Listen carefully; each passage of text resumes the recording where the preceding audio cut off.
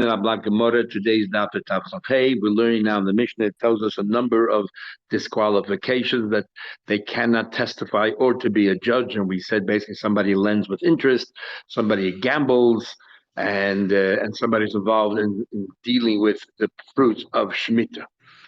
So the Gemara continues. The two dots, about 10 lines on top, Hey.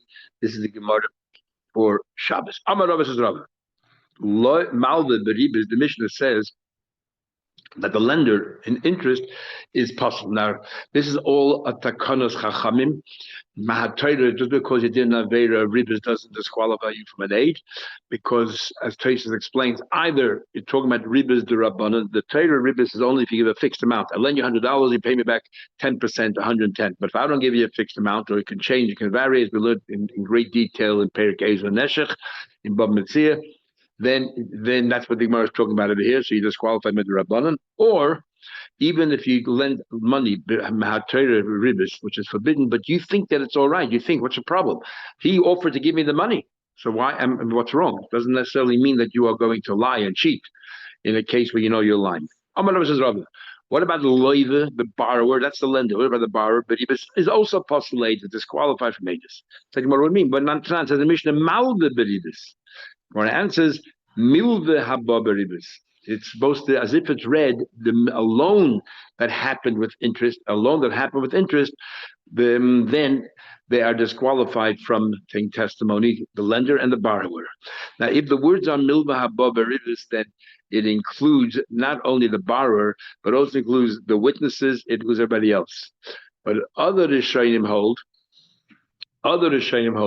that it's not only forbidden for the interest, but also that they say the gizah should be milve haba loy be'iris. That means we're only talking about the borrower and the lender. There is a view that if it's only ribis v'derabbanan, Iran and some Rishonim hold, then the borrower has not committed aveda. It's only if he did it. It's only if it's ribas mahatayra, then the borrower committed a sin.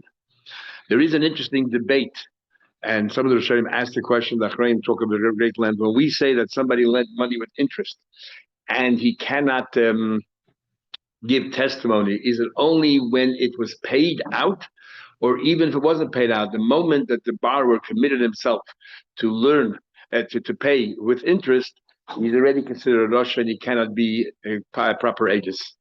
It cannot be proper aegis. Just 1 second. Maybe learn in the kitchen. Saying about a bar beneses as he debate today. Sadi bar beneses. Two witnesses came in and said, one of them said, I saw him lend money with interest, so therefore he should be disqualified to be a witness or judge. The other one said he lent it actually to me, which would incriminate himself. Is postle Rava the bar benesa Rava disqualified bar benesa? Says the Gemara Rava the amaloy beribas postulatus. Rava himself said that the borrower is postulatus. So how can he testify? And therefore he himself is a postulatus. How can he be an aid and testify that person is no good? He's considered a Rasha. He shouldn't be an aid. Says the Gemara, Rav is consistent with his view. We introduced the idea of Palgin and the Bura. We'll accept part of his testimony, which is legitimate, and the other part of the testimony, which is not legitimate, we will not accept. So, for example, Rav said, Adam karev eitzel atzma. Every person is relative to themselves. The ein adam mesim atzerosha, and you plead the fifth. You cannot incriminate yourself. So therefore, we separate your testimony. The part that person lent money with interest, we believe. The part that you were the recipient, we don't believe. And we talk about, there are examples where the borrower perhaps was permitted to borrow money. For example, doing it for a mitzvah. The lender is not allowed to lend money with interest for a mitzvah, because if you really care about the mitzvah, why charge interest? But the borrower, he needs the money because he has to do a mitzvah.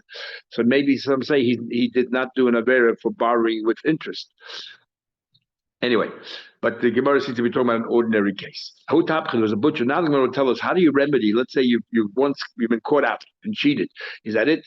Your credibility is shot the rest of your life? Or is there a way to rebuild your credit and your credibility? Says the Gemara, there's a butcher. The shtakar was found enough that he once sold treifa, and he said this was kosher. He's postulated Nachman was qualified and he removed him from his position. Azal, this person went and he was contrite. He went, Rabbi Mazia, let it grow, the tufri in his nails, sort of punished himself, like self-flagellation.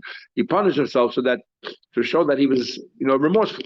So Rav Nachman said, well, he proved himself. Maybe we should reinstate him. Rabbi says, maybe he's just tricking you. He wants his position back. If he wants to remedy, Elamai Takante, what is Takana?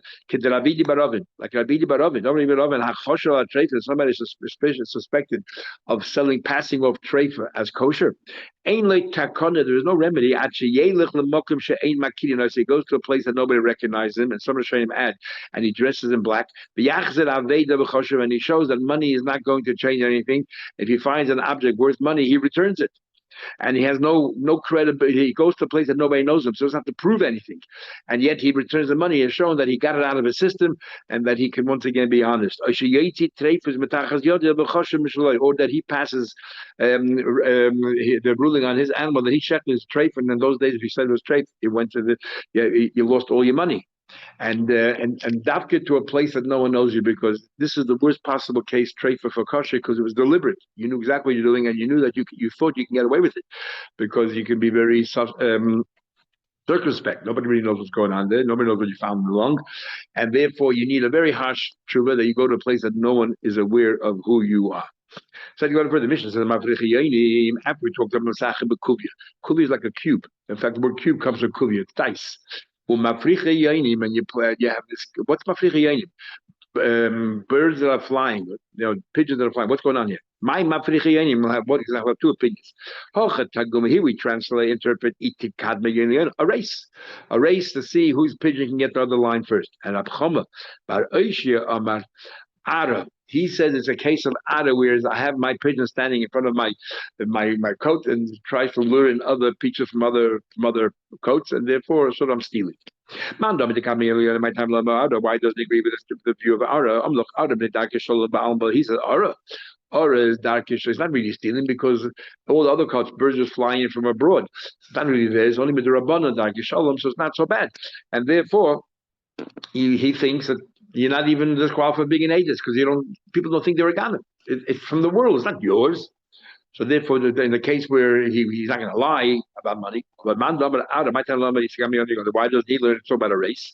How is that different than gambling when playing with cubes, with dice? Same thing.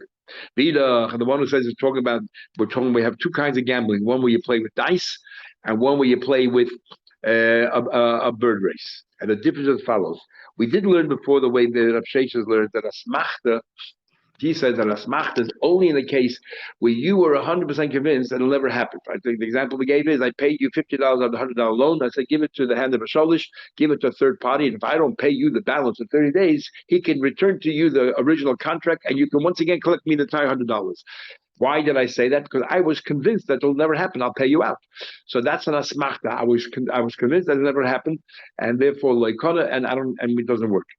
Rami Bachama learns that, so therefore, Rav Sheshes says, but in the case of gambling, you didn't know you're going to win, and because you didn't know you're going to win, you've made up. If I win, I win. I lose, I lose. And Rami Bachama says, no, that's still considered a smachta, but within Rami Bachama's view of a smachta, there are different levels. And it goes as follows. I would have thought that if you only told me about gambling with dice, or you only told me about the birds, I wouldn't know the other kind. And Gemara explains.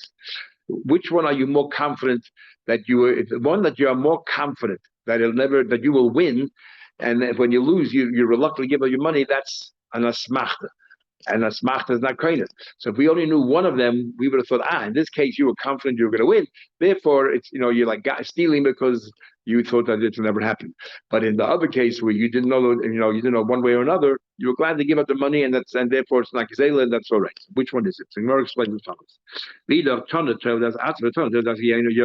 things. When it comes to dice, there's a strategy. My mind is working, and when it comes to the birds, it's completely relying on the birds. So as follows. If I only knew that if you rely on your own strategy, and then we say a smachta is not koinah, and therefore you're disqualified for being an aid, I would say hostel government machta. There, I was convinced that my strategies are perfect, and I will definitely win hands down. And therefore, if I lose, I'm reluctantly giving up the money, and so therefore smachta lekanya. and you're a god if you puzzle ladies. The Amar, he says, keep on trying. I know the Yadayim trade that I know better. But where I'm relying on my birds, do I know which bird will win? Then there's a suffix, and therefore I was happy to give up the money. There's no smachta here, and therefore he should not be disqualified for being a witness. On the other hand, there, it basically had to do with banging a hookah bang quicker, louder, and just a physical activity. So therefore, sometimes you can convince yourself that my physical activities, I'm better than the other person. By saying a strategy, do I know what's going on in his head? I don't really know what's head, but I know you're dying, look which way, I'm not better. I will tell you without ultimate to do with strategies, aim malloy. Maybe there, I thought, I don't know if I'll win or not. Maybe he has a better poker face than me. Therefore, you need to tell us that both of them is considered an asmachta, and you're not koine, and you're disqualified from being a witness if you gamble either with dice or with bird races. Second one further, Mesa will ask a question. It says in the Brais, Hamasach ben Kubi is a place with dice cubes. Elohein Hamasach in the pieces of play with small blocks of wood. The lighted pieces of don't have to necessarily be small blocks of wood. Or like and even the shells of nuts, something which is uncommon. Or the clip of the money, the shells of pomegranate, use that as your dice or whatever you're playing. It doesn't matter. So how do you do tshuva? You have to go to the other extreme. You have to break the dice. And the yachzer behen chazor gemur, and you have to completely be remorseful. And how? You won't gamble even without money. So that's number one.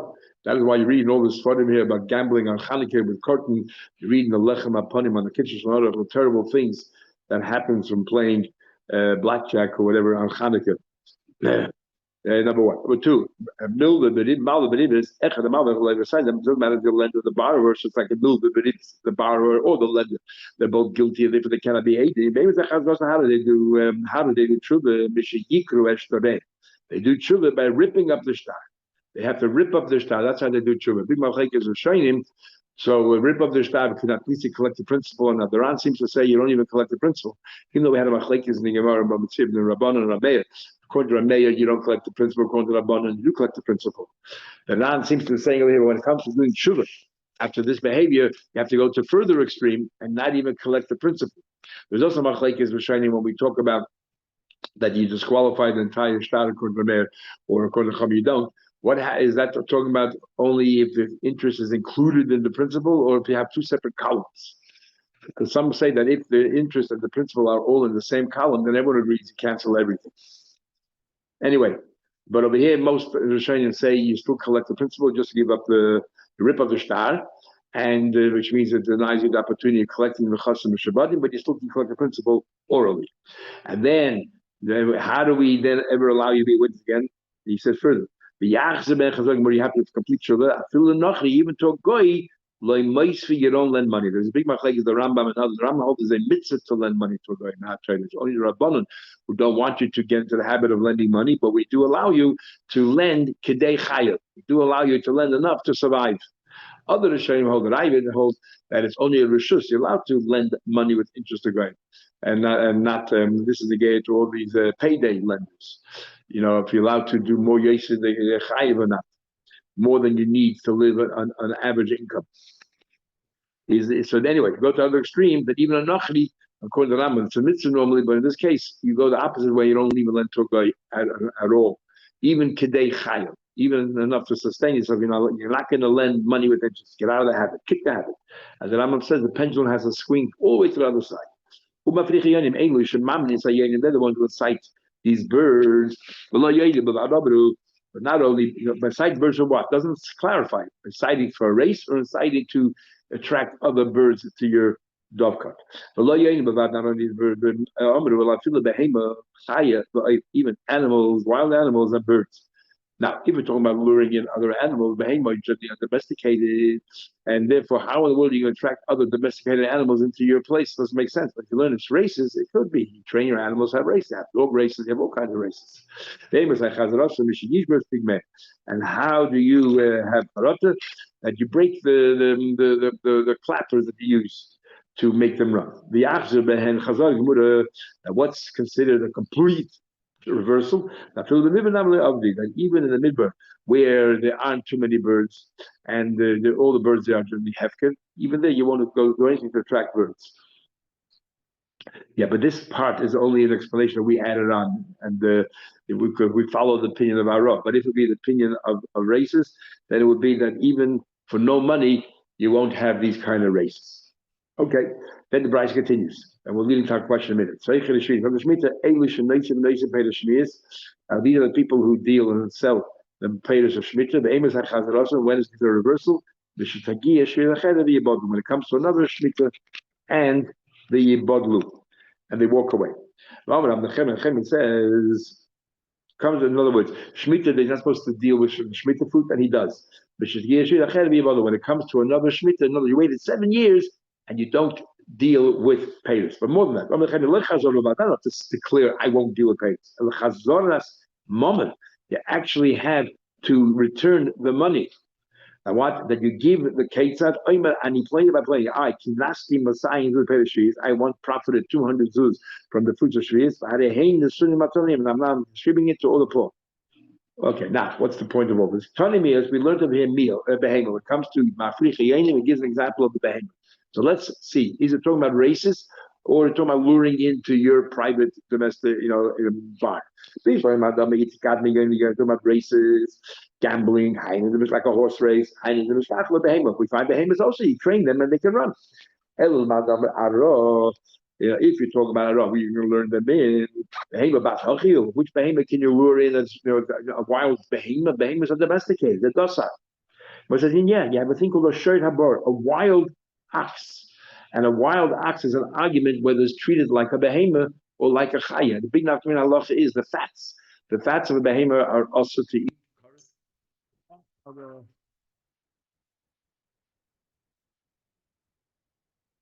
fats of a behemoth, the fats of a behemoth is forbidden, but the fats of a chaya is permitted. Kisei adam by a chaya required, but not by behemoth. So the question is, which one?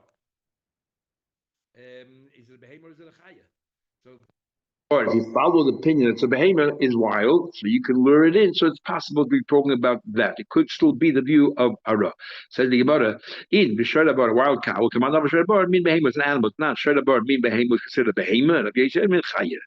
Tana them look another brayso. I see for a layer. We added another layer, gazlonin, that a gazlin is disqualified for being a witness. Now, obviously, what's the chiddush? Of course, they're disqualified. We're talking till now about people that are only committing Isa the Rabbana that disqualified because the credibility is shot. Imagine a gazlan, so we'll soon explain. Cham sonin, a cham sonin is talking about somebody who forces you to sell him the product. You don't want to. He pays you for it, but you're not interested. He throws the money at you. Gazlan, so you already asked, that I see, Gazlan's that I said. It says, Al Toshas Russia aid, and we learned that you shouldn't have a witness who is a Russia. Machlekes Gemara later whether it's only to dealing with money matters, or Russian money, or any kind of Russia. So a lot of our Gemara is following the view that even the one who shows that it's for money matters, these are considered money issues. Because we're talking about stealing from a cotton or a chershet who found an object, not that somebody gave it to them. If the das cheres makna gave it to them, then they're koine, then the rabbanon or some say matar. But if they found something, nobody gave it to them, then we're not koine at all. It's only dark and shalom, let them live a normal life, that you shouldn't take it from them. That's what we mean by God. You stole from that kid. So matar, you didn't steal it. It's not a bad thing, but it's not. We see that you're unethical when it comes to money matters. Because inami, first we thought it's totally uncommon. Or inami unethical. Keeping the chazu, the safe, it's money, the kashakli, it's money that's twisting your mind. It's paslin rabbanon, they're putting disqualified. Cham sonin, because first we thought Damikiyav is paying for it. Akrai ba'almahu, therefore, how often does this happen? But when we saw that they actually grabbed the object, even though they're paying money, but they're grabbing the object,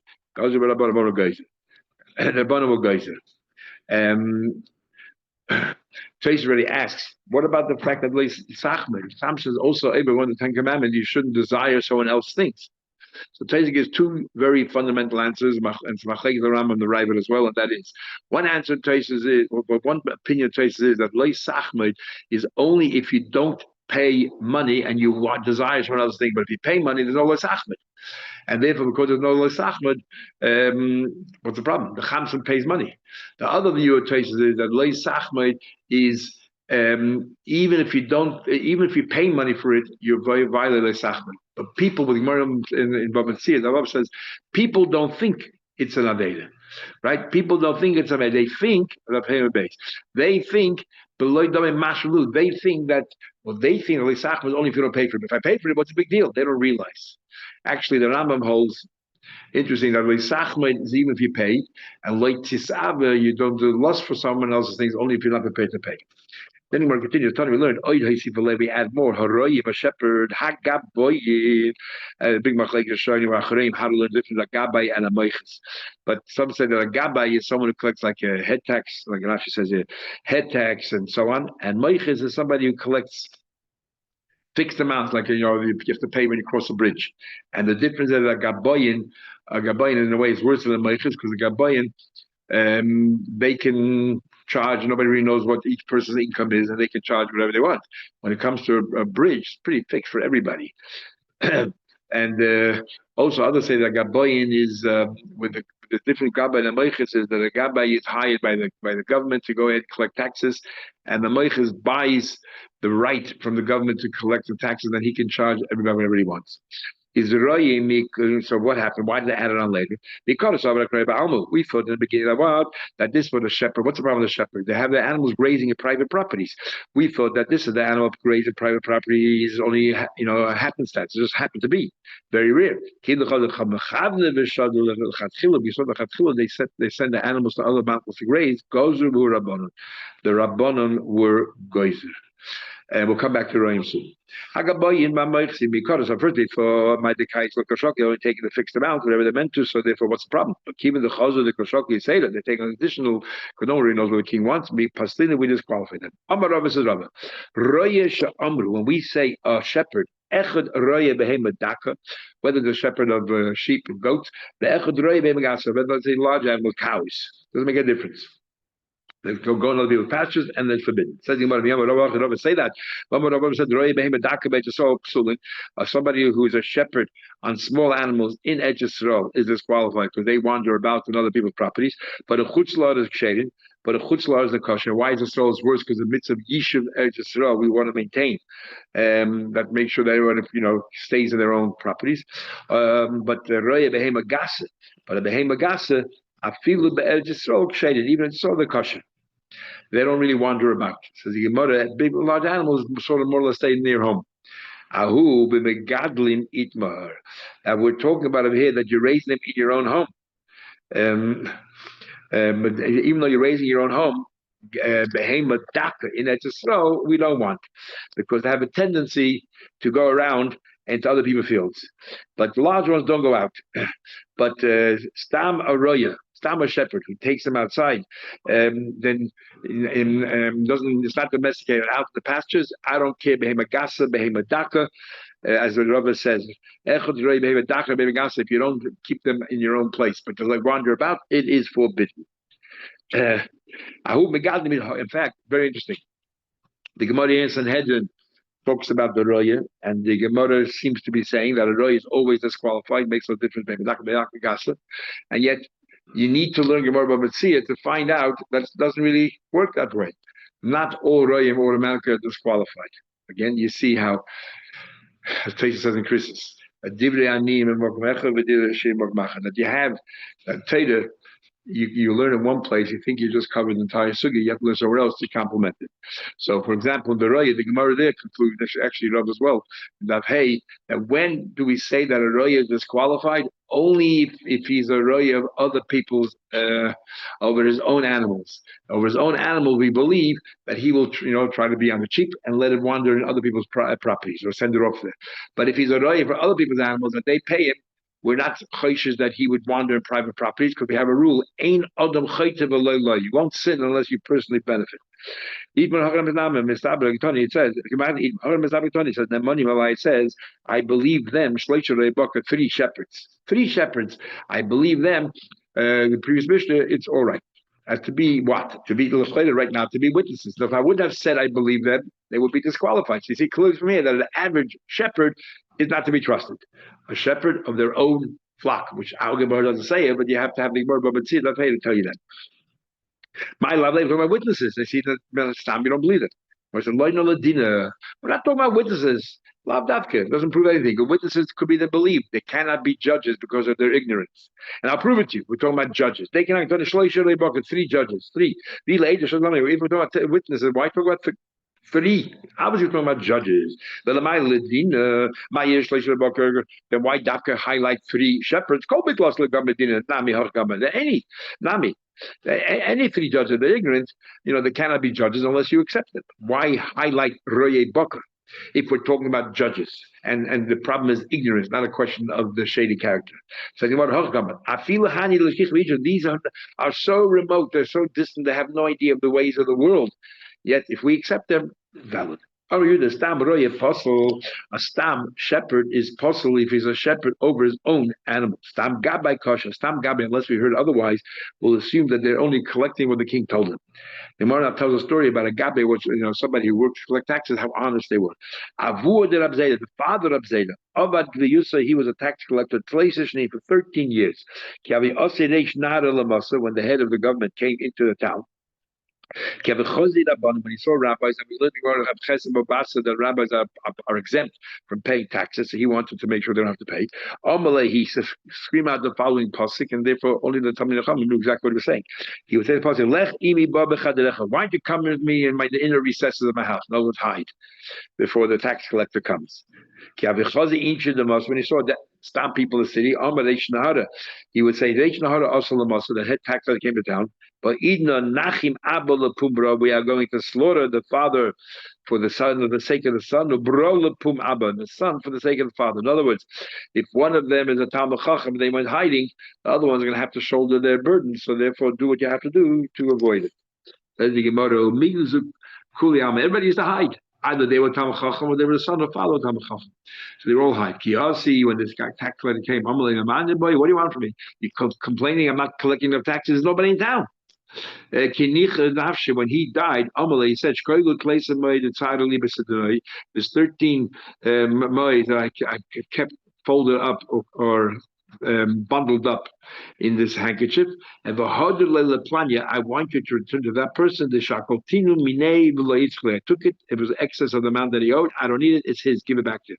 So here the Gemara proves that a stam gabbai is actually honest. Not every single gabbai is dishonest. Stam gabbai tax collector are honest unless you heard otherwise. We'll stop over here. We'll continue tomorrow. Mitzvah.